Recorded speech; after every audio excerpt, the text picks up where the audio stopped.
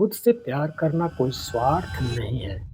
असल में यह एक विज्ञान है जिसे हम आज तक समझ ही नहीं सके और जिसे समझ लिया जाए तो हम अपने जीवन को नए आयाम तक पहुंचा सकते हैं।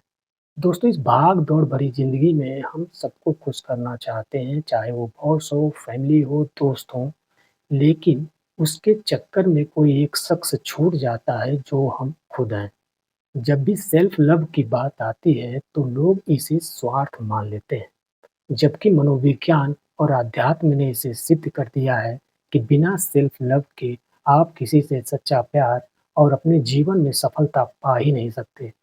मानसिक सेहत का सबसे बड़ा दुश्मन क्रिटिसिज्म है। मनोविज्ञान का कहना है कि एक आम इंसान दिन भर में कम से कम 60,000 बार खुद से बात करता है, जिसमें से 80% नेगेटिव होते हैं। हम दूसरों की गलतियों को तो तुरंत माफ़ करते हैं, लेकिन जब अपने आप को माफ़ करना होता है, तो हम उसकी जगह अपने आप को कोसने लगते हैं।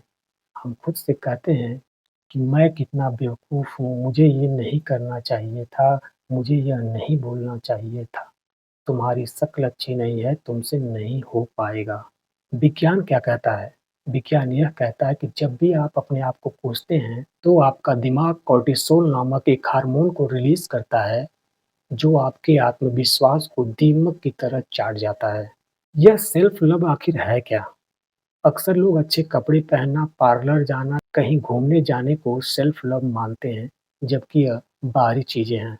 असल में सेल्फ लव का मतलब अपनी कमियों के साथ अपने आप को स्वीकार करना होता है।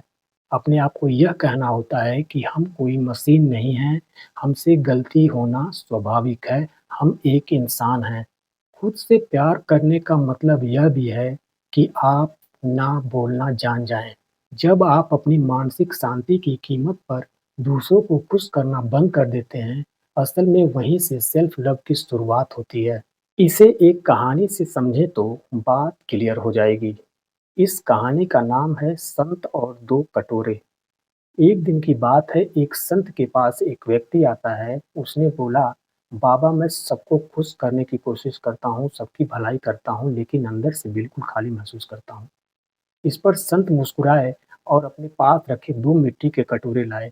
एक को उन्होंने लबालब पानी से भर दिया और दूसरे को खाली छोड़ दिया और खाली कटोरे को उस व्यक्ति को देते हुए बोले, जाओ किसी की प्यास बुझाओ। उस पर उस व्यक्ति ने कहा कि बाबा यह कैसे संभव है? यह तो खाली कटोरा है, इससे मैं किसी की प्यास कैसे बुझा सकता हूँ? इस पर संत मुस्कुरा कर बोले कि बस इसी तरह तुम्हारी ज़िंदगी है। तुम्हारा खुद का अंदरूनी कटोरा प्यार, शांति और आत्मसम्मान से खाली है और तुम चाहते हो कि लोगों की प्यास बुझा सको। खुद से प्यार करने के 3 प्रैक्टिकल नियम हैं। अगर आपको अपनी ज़िंदगी में बदलाव लाना है तो इन 3 नियमों को अपने आप पे लागू कीजिए। पहला नियम है, अपनी तुलना किसी से मत कीजिए।